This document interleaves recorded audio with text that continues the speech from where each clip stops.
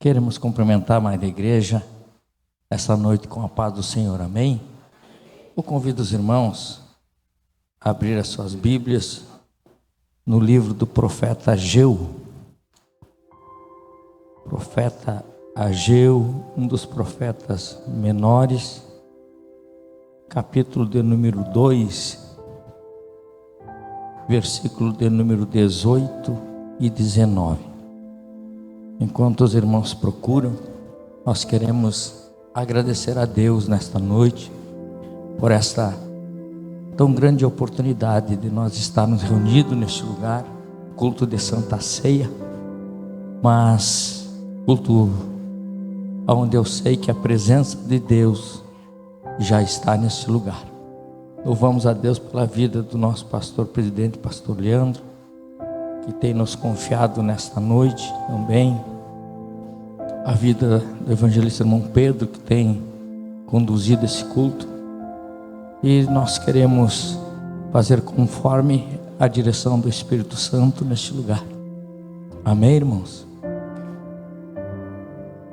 Ageu capítulo 1, versículo 18 diz assim: ponde, pois, eu vos rogo, desde este dia, capítulo 2, Ageu, capítulo de número 2 e versículo de número 18.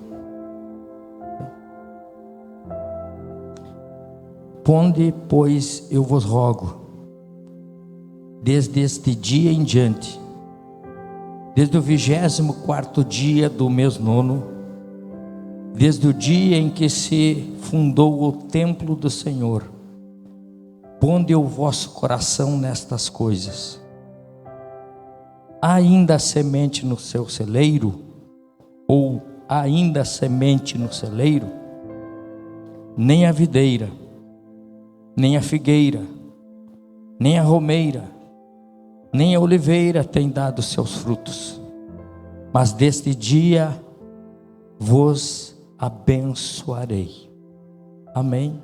Irmãos, por gentileza, tome os vossos lugares. Pedi para Deus, irmãos, uma palavra, e quando eu subi da minha escala, Deus tinha colocado, estava estudando uma palavra, e hoje o Espírito Santo mudou e colocou esse sentimento de trazer essa palavra nesta noite. A Bíblia nos diz, e uma palavra conhecida da igreja, uma palavra que nós precisamos refletir.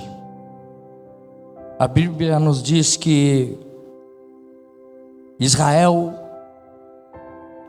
ele foi mal aos olhos do Senhor. Ele pecou diante da presença de Deus. A Bíblia vai nos dizer que Deus então avisou seus profetas para profetizarem contra Judá, contra Jerusalém, que haveria um período de 70 anos de cativeiro, 70 anos em que eles ficariam longe da sua pátria, 70 anos em que eles sairiam do lugar da sua adoração.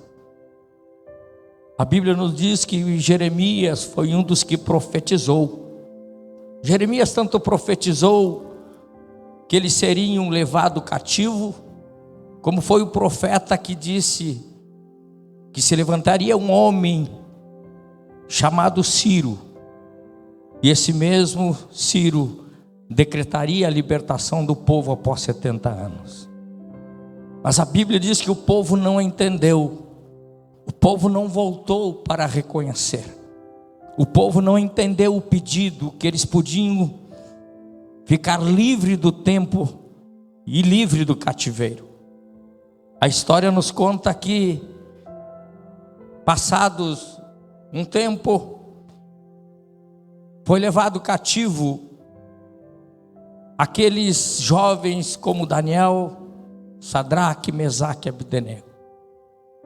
Numa segunda leva ao cativeiro da Babilônia, foi levado entre eles aqueles que tinham uma certa posição, como o rei Joaquim, também Ezequiel entre eles e alguns artesãos. Mas a Bíblia nos diz que a terceira leva,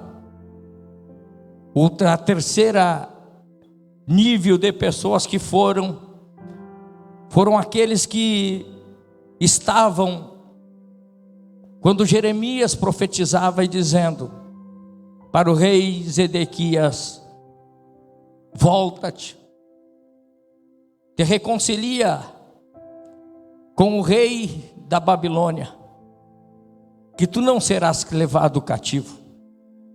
Mas a Bíblia diz que Ezequias, ele não obedeceu ao chamado. Zedequias não atendeu aquilo que o profeta lhe falou. Houve um cerco em Jerusalém. A Bíblia diz que não entrava água, não entrava comida. E por umas brechas, eles entraram dentro de Jerusalém. Zedequias fugiu. Zedequias tentou escapar, mas os caldeus prenderam, furaram seus olhos, mataram suas famílias e levaram cativos aqueles que ainda restaram para o cerco ou para a Babilônia.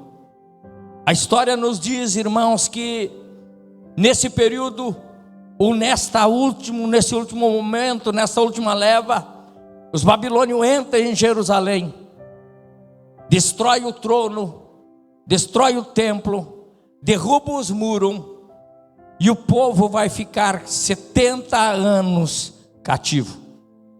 Quando eles estão no cativeiro, a Bíblia diz que os babilônicos dizem para eles: cante uma canção para nós, louve, porque nós sabemos que vocês são um povo que adoram, vocês são um povo que tem a presença de Deus, então louve, cante.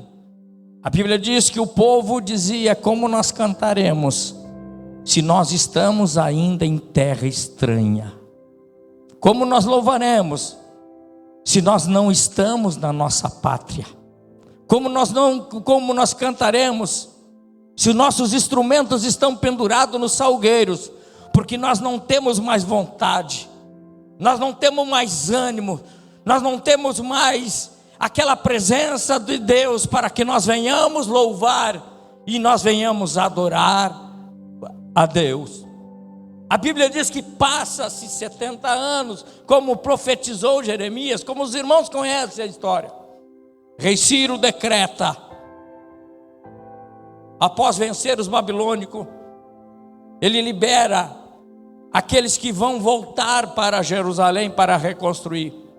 Na primeira leva volta 50.000 judeus, entre eles Zorobabel conduzindo o povo. E a missão de Zorobabel, junto com Josué, que era o sumo sacerdote, era reconstruir o templo, reconstruir o lugar de adoração, reconstruir o lugar aonde eles pudessem chegar na presença de Deus. A Bíblia diz que quando eles chegam em Jerusalém, a imagem era de uma cidade destruída. Eles procuraram o templo já não existia mais. O templo estava totalmente derribado. A Bíblia diz que eles começam a construção, começam a fazer as suas bases durante 2 anos. Mas aquele povo que estava naquele lugar já não era o mesmo.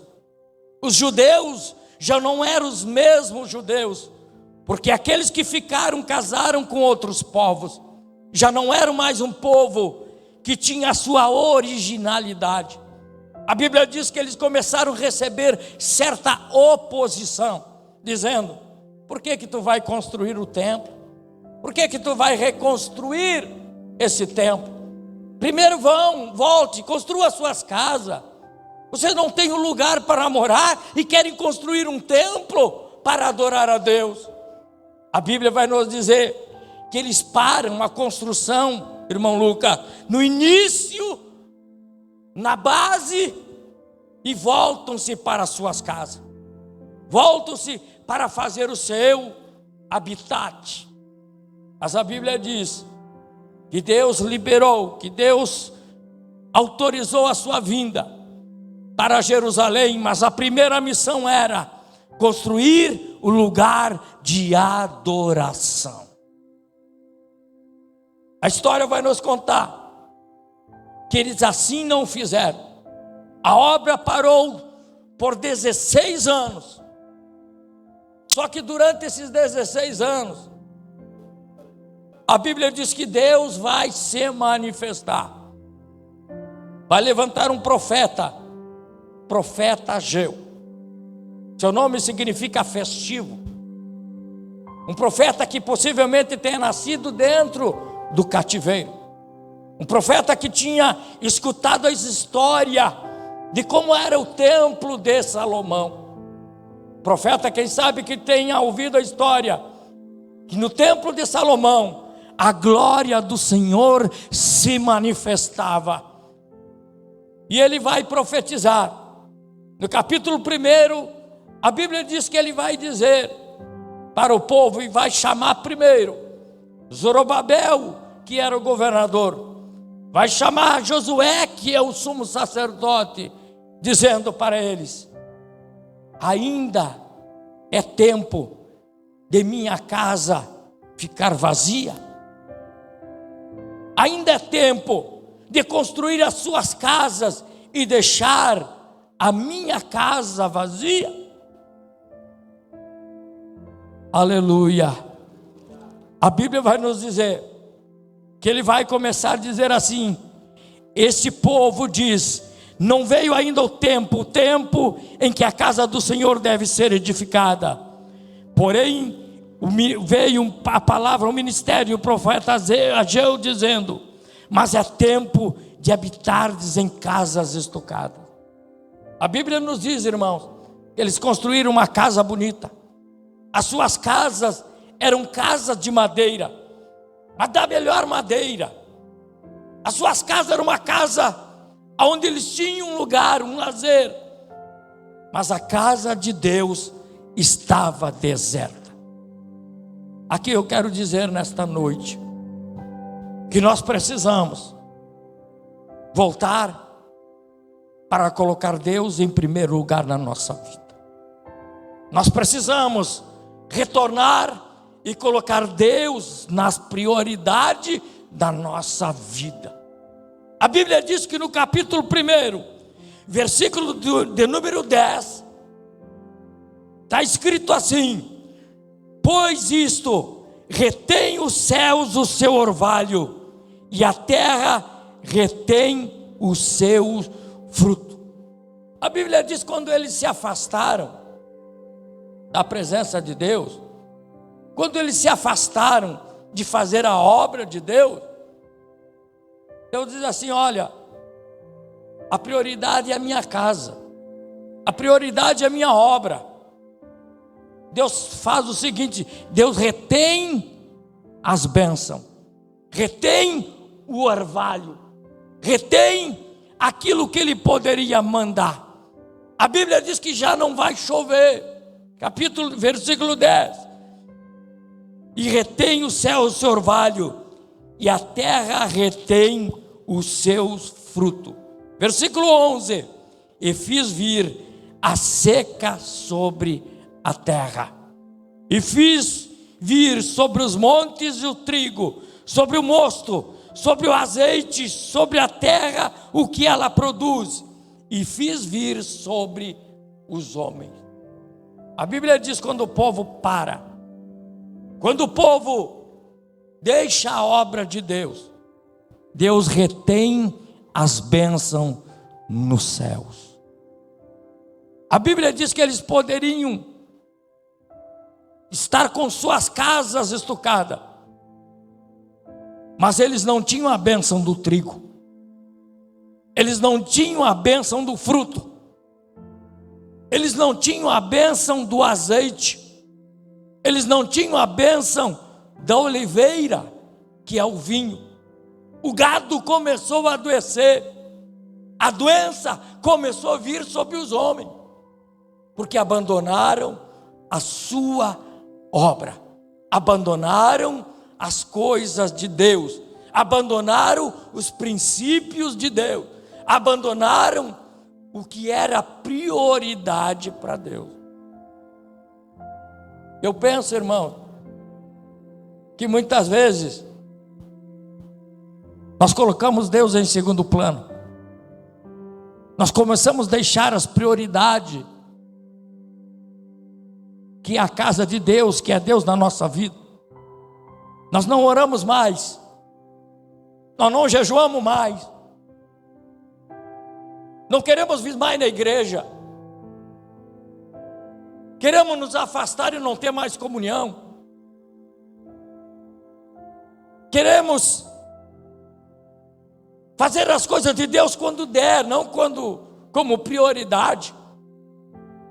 Aí a Bíblia diz que Deus fecha os céus,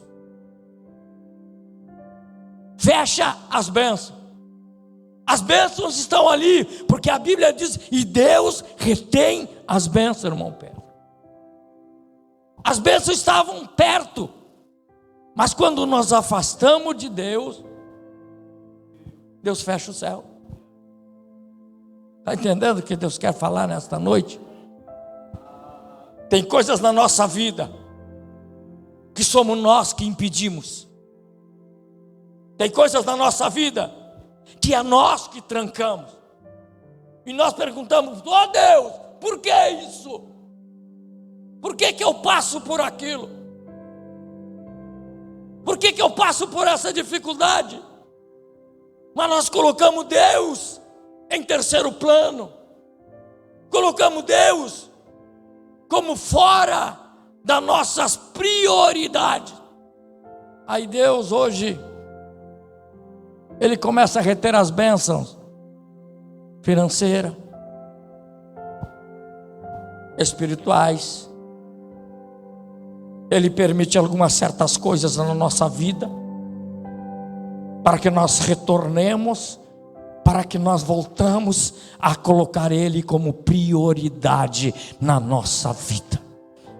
Mas eu quero te dizer nesta noite, se tu veio nesse culto de Santa Ceia, se tu veio para este lugar, num tempo de chuva, num tempo de vento, como estava há pouco tempo aí, é porque tu tem colocado Deus como prioridade na tua vida. E eu tenho certeza que Deus vai abrir os céus para você nesta noite. Aleluia. A Bíblia diz, irmãos, que eles vão começar a fazer a obra. Zorobabel vai reunir o povo e vai dizer assim, olha, nós precisamos voltar, nós precisamos retornar, nós precisamos dar ouvida para o profeta, ouvido para o profeta Ageu, porque as coisas não estão indo bem, nós precisamos retornar, nós precisamos voltar. E para o homem às vezes é difícil retornar. Quando nós estamos tudo, a nossa casa está boa, estava bom para eles. Eles tinham tudo. Por que eu vou construir o templo? Por que eu vou fazer a obra? Por que eu vou colocar Deus como prioridade? Por que eu vou deixar meu domingo de lazer? Por que eu vou deixar o dia que eu posso estar com a minha família e estar indo num culto de terça, um culto de quinta, um culto de sábado, um culto de domingo? Por quê? Mas aí Deus diz assim, olha, eu vou dar uma apertadinha só para que tu possa entender. Eu vou permitir algumas coisas para que eu possa, para que você possa entender algumas coisas. Aí nós começamos a culpar a Deus, mas Deus fecha algumas portas, porque Ele quer ter uma comunhão contigo, porque Ele quer te ver de volta, porque Ele quer o teu retorno, porque Ele quer te ver mais presente, porque Ele quer que tu esteja mais com Ele, porque Ele quer que tu busque com Ele, porque Ele quer que tu ande com Ele, porque Ele está à tua disposição para te dar aquilo que tu precisa, mas tu precisa retornar e colocar Ele como prioridade na tua vida. E a Bíblia diz, irmãos, versículo 8, se os irmãos quiserem acompanhar, versículo 6: semeais muito e colheis pouco, comeis, porém não vos fartais, bebeis, porém não saciais, vestivos, porém ninguém vos se aquece, e o que recebe, recebe um salário em saco furado. Diz assim: tu acha que está bem? Ageu está falando, tu semeais muito, mas tu colhe pouco. Diz assim: tu trabalha, mas não rende, porque tu acha que tu está bem, mas não está bem. Tudo que tu faz, na realidade hoje tu ganha, amanhã tu perde. Aquilo que tu conquista, tu não prospera. É Ageu que está dizendo assim: semeais muito, mas colhei pouco. Não sei se algum dos irmãos já passou por uma situação difícil. Às vezes passamos por dificuldade, mas é porque colocamos Deus em segundo plano, porque não priorizamos a obra, porque não priorizamos as coisas de Deus. E Ageu começa a dizer: tudo que tu recebe, teu salário recebe como saco furado. Pega de uma mão e sai na outra. É difícil, irmãos. Talvez quisesse ouvir outra palavra, mas foi aquilo que Deus colocou na nossa vida. Às vezes ganhamos aqui, perdemos, mas achamos que é normal. Não é normal. O nosso Deus é aquele que faz na nossa vida nos prosperar. O nosso Deus é aquele que nos dá em abundância a promessa para a nossa vida, a promessa para a tua casa, a promessa de cura, a promessa de união, de unidade. Às vezes nós aceitamos as coisas de qualquer maneira. Não, irmão, Deus tem o melhor para a tua vida, tem, mas Ele não te livra da dificuldade, mas Ele passa contigo no momento de dificuldade. Versículo de número 8, ele vai dizer: subi ao monte, trazei madeira, edificai a casa, e dela me alegrarei. A Bíblia diz que eles voltam, eles reconhecem, e vão trazer as madeiras, e vão começar a reconstruir. Precisamos voltar, precisamos retornar, precisamos dar meia volta às vezes, irmão, para poder as coisas começar a melhorar, para as coisas começar a prosperar na nossa vida física e espiritual. Versículo 10: por isso retens os céus o seu orvalho, e a terra detém seus frutos. Versículo 11: mandei vir a seca sobre a terra, e sobre os montes, e sobre o trigo, e sobre o mosto, e sobre o azeite, e sobre a terra do que produz, como também sobre os homens e sobre o gado. Quando eu li essa palavra, eu percebi que Deus permitiu que viesse a doença no meio do povo. Diz assim: veio seca sobre os homens. Qual é a seca que veio sobre os homens? Deus permitiu que viesse a doença. Deus permitiu que viesse as chagas, porque eles estavam doentes. Eles tinham a casa, mas eles não tinham alimento. O trigo já não crescia, o gado estava morrendo no campo. Veio a doença, e eles precisavam retornar. Até que Ageu vai fazer uma pergunta, capítulo 2, versículo 13: quem dentre vós que tenha sobrevivido contemplou esta casa na sua primeira glória? A Bíblia diz que eles começam a reconstruir o templo, mas eles olham para o templo que estavam construindo, um templo de madeira, um templo que não era bonito, um templo que não tinha destaque.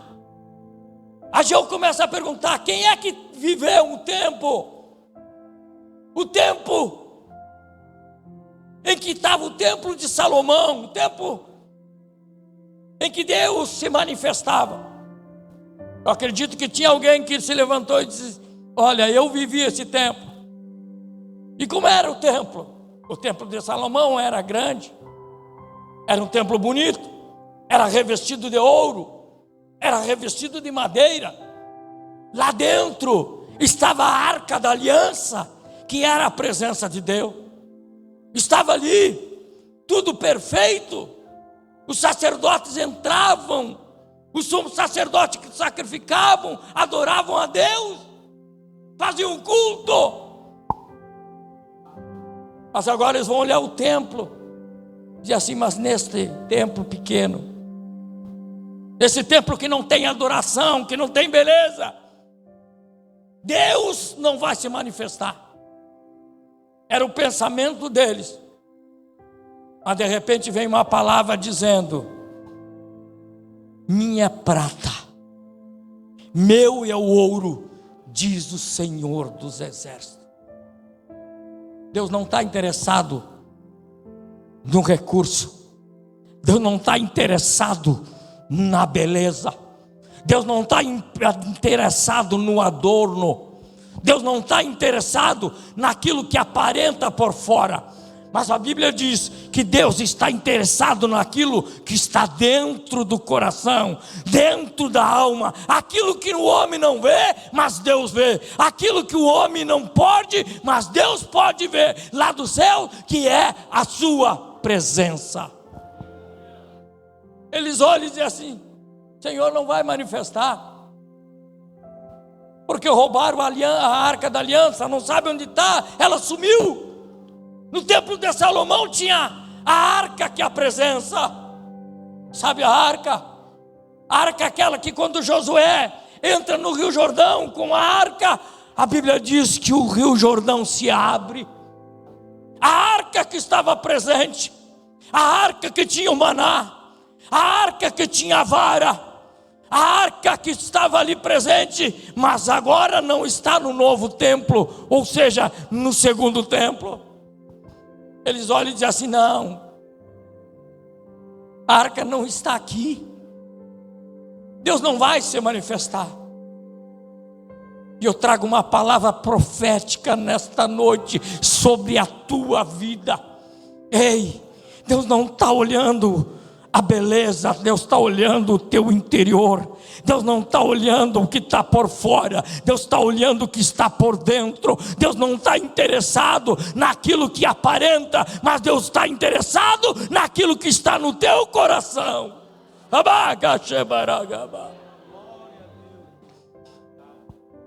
Ele vai dizer assim, versículo 9, capítulo 2: a glória desta última casa será maior do que a da primeira, diz o Senhor dos Exércitos, e neste lugar darei a paz, diz o Senhor dos Exércitos. A glória da segunda casa. Ei,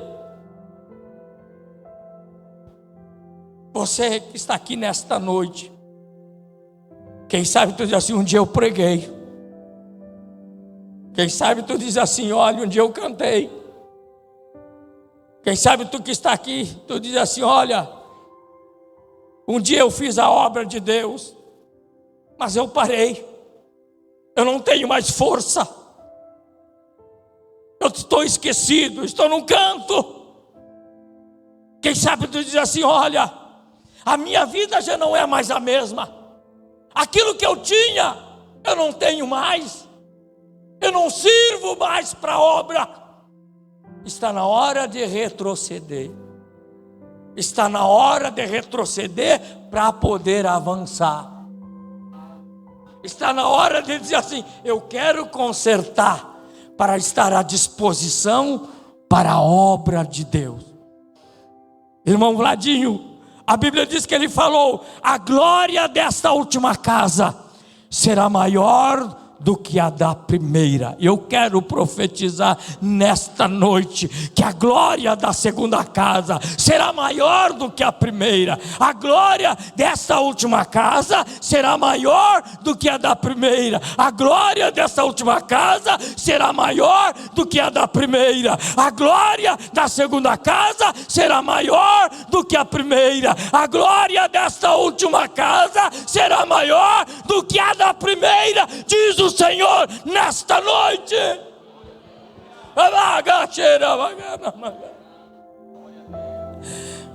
A presença de Deus neste lugar.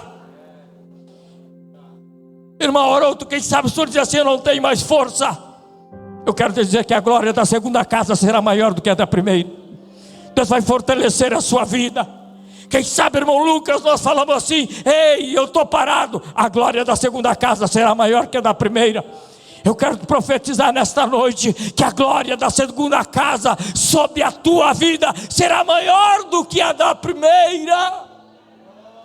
Quem sabe diz assim: eu cantava antes, Deus vai te encher, vai cantar mais ainda. Quem sabe diz assim: eu pregava, Deus vai te encher, vai pregar mais ainda, porque a glória da segunda casa será maior do que a da primeira.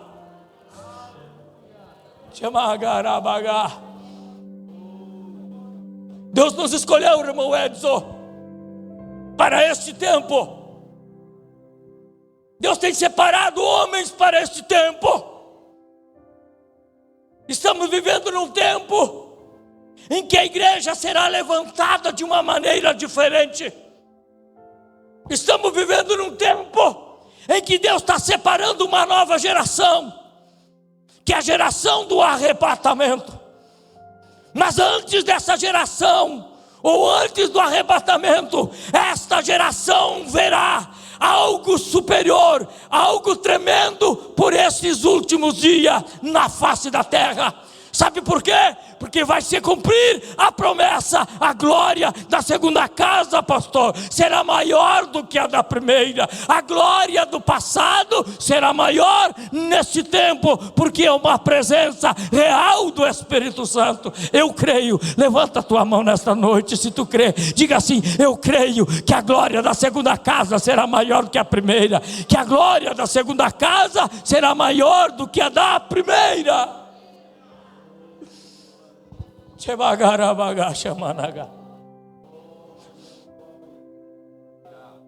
Nessa tarde teve um momento, pastor Leandro, que eu dei vontade de dizer assim: eu não tenho condição de pregar. Minha esposa sabe do que eu estou falando. E o Espírito Santo diz assim: não, tu vai, tu vai, mas traz isso para o povo. Traz isso para o povo. Diga para ele que eu vou entrar com providência. Diga para o povo que vai ser um tempo diferente. Vai ser um tempo diferente no meio da igreja. E Deus está trazendo, irmão Vladinho, algumas pessoas que estavam longe, está trazendo de volta. Deus vai começar a trazer aquele que estava esquecido, está trazendo de volta para viver este tempo. Deus vai começar trazendo desviado de 20, 30 anos, que estavam lá esquecidos. Deus está trazendo de volta. Deus vai começar a trazer uma nova geração, a geração do arrebatamento, que vai viver este último momento, que é uma última dispensação, chamada dispensação da graça, aonde vai viver este momento da glória do Senhor neste lugar. Não estou aqui emocionado, não estou emocionado, estou aqui falando da palavra, e a palavra nos diz que nós estamos vivendo nos últimos dias da face da terra. É um momento de conserto, é um momento de retroceder, é um momento de consertar as coisas, é um momento de nós estarmos unidos, é um momento de unidade da igreja, é um momento em que nós precisamos nos abraçar e viver, porque vai vir momentos difíceis também, mas vai vir momento de glória para a igreja na face da terra. Todo momento de perseguição, todo momento, inclusive na igreja primitiva, quando ela foi perseguida, houve uma manifestação do Espírito Santo. Toda vez que havia uma perseguição, Deus honrava com a sua manifestação. Nós estamos vivendo, prepare-te, igreja, que vai começar alguma separação de quem é e de quem não é. Vai começar alguma separação de quem está firme e de quem não está. Prepara-te, igreja, para encontrares com teu Deus, porque começa, irmão, a apertar uma certa perseguição. Não acha não que vai melhorar. Não acha não que o povo de Deus vai viver desta forma, não. As coisas vão começar a apertar, mas a igreja que permanecer vai se manifestar através da volta de Jesus Cristo, que vai subir nos ares, e eu creio com esta manifestação. Aleluia. Mas a Bíblia diz, já estou indo para o encerramento, eu convidaria o conjunto para nos ajudar. Ela diz assim: há semente no teu celeiro? E eu pergunto, semente significa algo que vai produzir. Irmão Edson, semente significa algo que vai gerar. E eu te pergunto nesta noite, tem semente no teu celeiro? Tem alguma coisa para gerar na tua vida? Qual é o tamanho da tua semente? A Bíblia diz que ele vai perguntar: há semente no teu celeiro? Diz ele assim: ainda que a videira não dê seu fruto. Sabe o que é a videira? Os irmãos sabem qual é o fruto da videira? A videira significa o vinho. A videira significa a alegria. A Bíblia diz que enquanto eles estavam longe, enquanto o templo não estava preparado, enquanto o templo não estava pronto, irmão Carlinhos, eles não tinham a alegria. Por isso que Ageu vai dizer, há semente no teu celeiro, ainda que a oliveira ou a videira não dê seu fruto. Eles não tinham alegria. Mas Ageu está profetizando, está dizendo assim: ei, no momento que o templo ficar pronto, pode não estar a arca, mas a minha presença vai estar. Pode não ter os utensílios, mas a minha presença vai estar. Diz ele: a partir desse dia, a videira vai começar a brotar.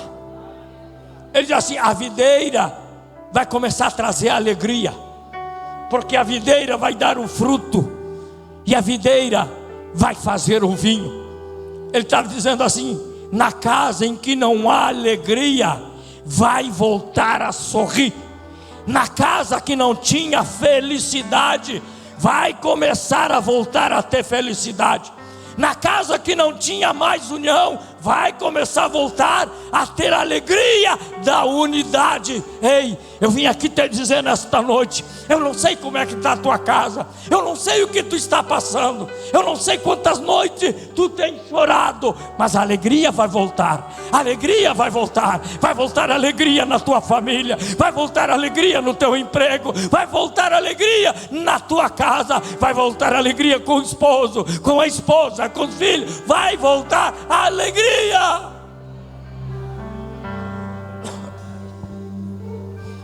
Aleluia. Quando nós entramos no templo, começa a voltar a alegria. A Bíblia diz assim: quando nem a videira, mas nem a figueira, olhe para mim. Sabe qual é o fruto da figueira? É o figo. E para que serve o figo? Paulo fala que pega o figo e faz uma pasta, e a pasta era colocada na ferida. Ele está dizendo assim, diz para o povo: Ageu, assim como a figueira dá o figo, eu vou trazer a cura para o meu povo. Diga para ele que vai ter cura. Diga para ele que eu vou sarar as enfermidades. Diga para ele que eu vou sarar a lepra. Diga para ele que eu vou sarar essas enfermidades que estão no meio do povo. Enquanto eles me adorarem, eu saro. Enquanto eles entrarem no meu templo, eu saro. Enquanto eles retrocederem para me adorar, eu saro as suas feridas. Deus está dizendo nesta noite, como foi orado nesse lugar através do clamor: ei, eu vou sarar as feridas. Eu tenho o remédio da cura. Eu tenho o remédio que cura o problema, que cura e traz a solução, que cura e renova as nossas doenças físicas e espirituais. Há um tempo de cura no meio da igreja. É um tempo em que Deus está movimentando as águas para curar a enfermidade do corpo, mas também enfermidade da alma. Tem coisas que precisam arrumar, tem coisas que precisam mexer para poder curar. E a cura, irmão Tacir, às vezes ela requer encher, requer que mexa onde está a ferida. Às vezes tem que mexer a ferida, fazer ela sangrar um pouquinho para colocar o remédio. E Deus está dizendo assim: eu vou trazer a cura. Vai doer um pouquinho, mas vai ficar sarado. Vai doer um pouquinho, mas eu vou curar a enfermidade do corpo, a enfermidade da alma. Quem sabe tu diz assim: eu não tenho mais força. Ei, hoje tem para a tua vida a cura, tem fortalecimento, tem renovo, tem restituição. Hoje é dia de Santa Ceia e tem cura para a tua vida.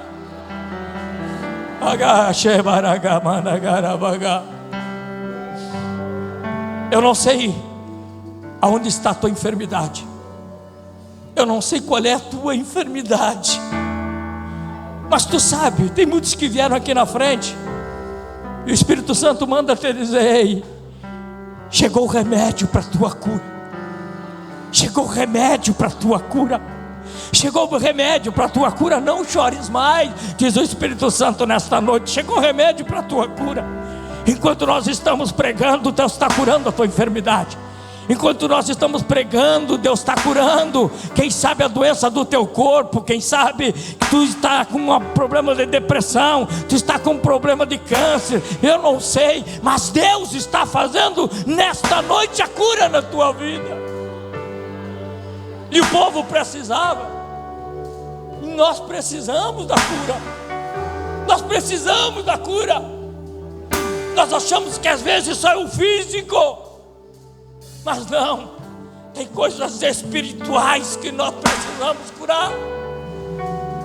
Tem doenças espirituais que nós precisamos ser sarados, pastor. Tem coisas que às vezes nós não entendemos, mas precisa ser sarado, irmão. Muitas vezes eu não consigo andar em comunhão com o Renato. Ei, é doença que Deus precisa curar. Às vezes eu não consigo andar de mão com o Renato. São enfermidades que Deus precisa curar na nossa vida. Às vezes não temos mais a comunhão um com o outro. É enfermidade que Deus precisa curar no nosso meio. Mas Ele disse: nem que é videira, nem que é figueira.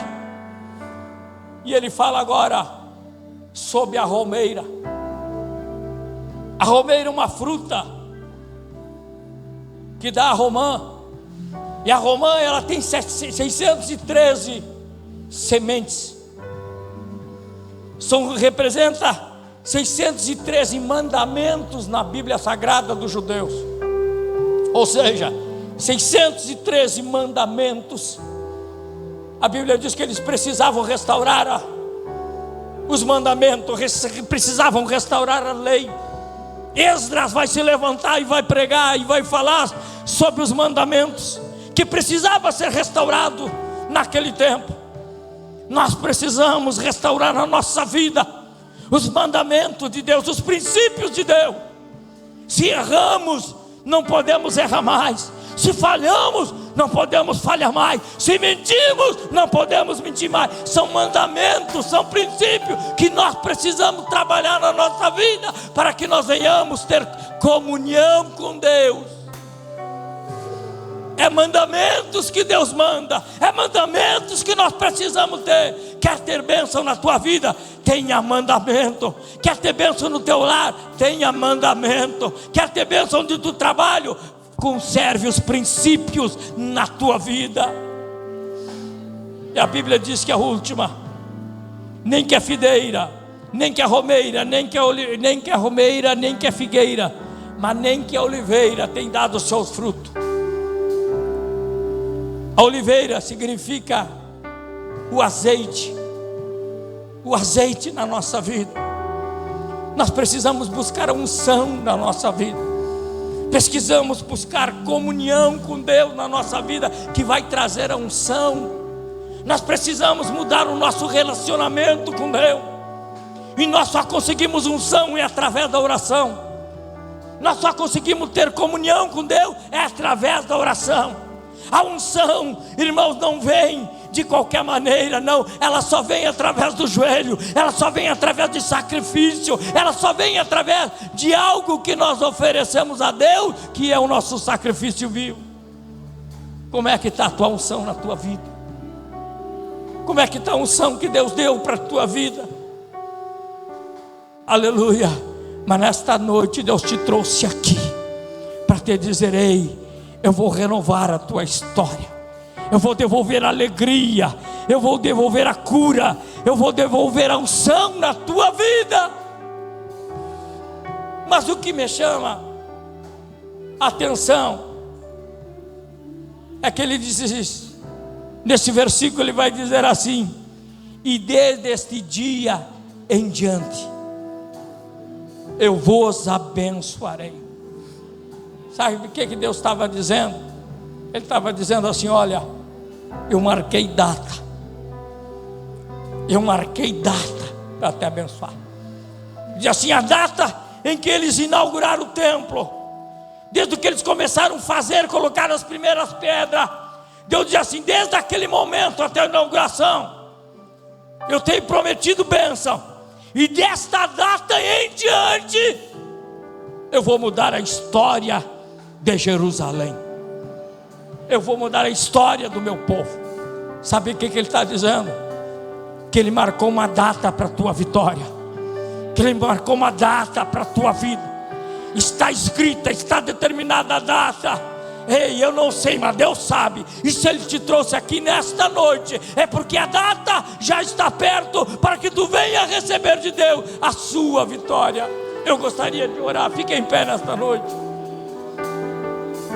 Aleluia. Ainda que a oliveira, ainda que a romeira dê seu fruto, mas desde este dia em diante eu vos abençoarei. Eu quero orar por você. Quem sabe você que vai participar da Santa Ceia, tu diz assim: Senhor, eu estou aqui, eu vim aqui de uma forma, fazendo um sacrifício para Ti.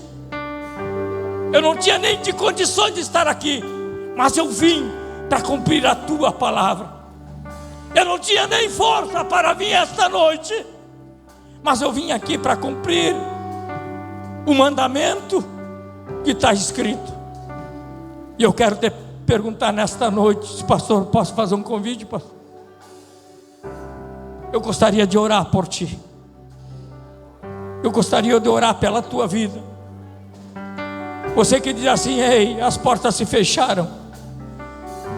Eu quero te dizer que Deus marcou uma data para voltar a você, voltar a sorrir. Deus marcou uma data para trazer a unção na tua vida. Deus marcou uma data para trazer a alegria no meio da tua família.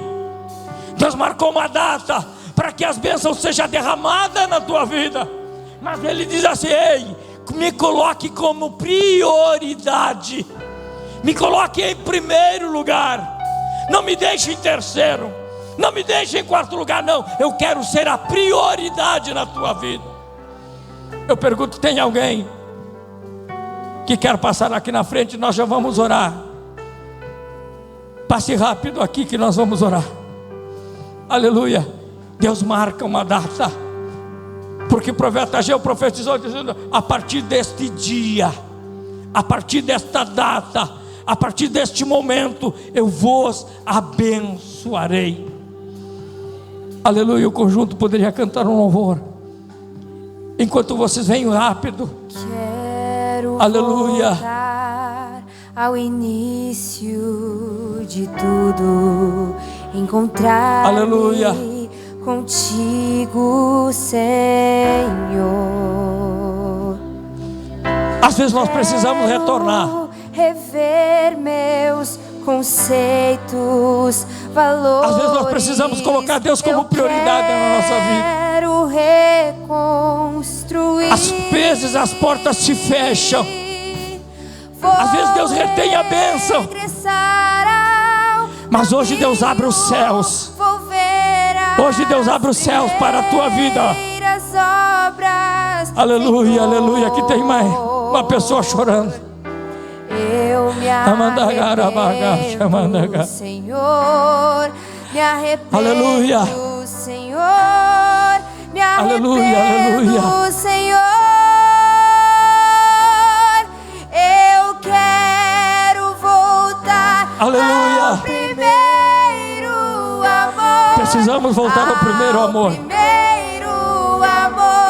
Precisamos voltar para que Deus possa derramar as suas bênçãos sobre as nossas vidas. Eu quero voltar ao primeiro aleluia. amor, ao primeiro amor. Eu quero voltar a Deus. Aleluia. Como é que é o nome dessa senhora?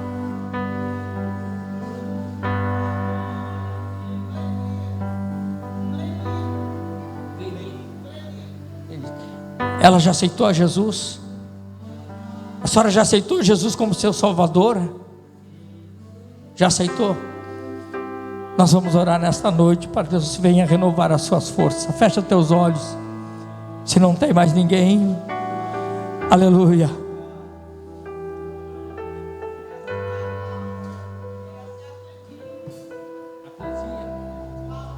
E a Cláudia, vamos orar. Estenda a tua mão nesta noite. Senhor, nosso Deus e Pai que está nos céus, eu estou diante da tua presença neste lugar. Nós pregamos a tua palavra, meu Deus, a tua palavra que muda, a tua palavra que transforma.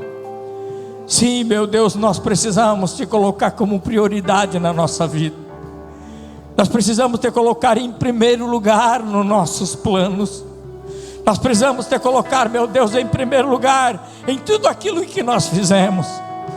Eu te peço nesta noite, meu Deus, fortalece a nossa vida, fortalece, nos dando força, capacidade, Pai, para continuarmos no caminho em que Tu tens nos designado. Pai querido, repreenda, meu Deus, toda a obra do inimigo, tudo aquilo que se levanta na direita, na esquerda, na frente e na retaguarda. Pai querido, quebra as potestades do mal, quebra, Pai querido, toda a obra do inimigo que possa vir contra a Tua igreja, contra os Teus filhos. Mas nesta noite nós queremos voltar, nesta noite nós queremos entrar, Pai querido, no trono da Tua graça. Nós oramos por essas duas pessoas que estão aqui na frente, meu Deus querido, pedindo oração. Tu conhece as suas vidas, Tu conhece, Pai querido, os seus pedidos. Faz conforme a Tua vontade. Muito obrigado por esta oportunidade. Eu te peço e eu te rogo em nome de Jesus. Amém.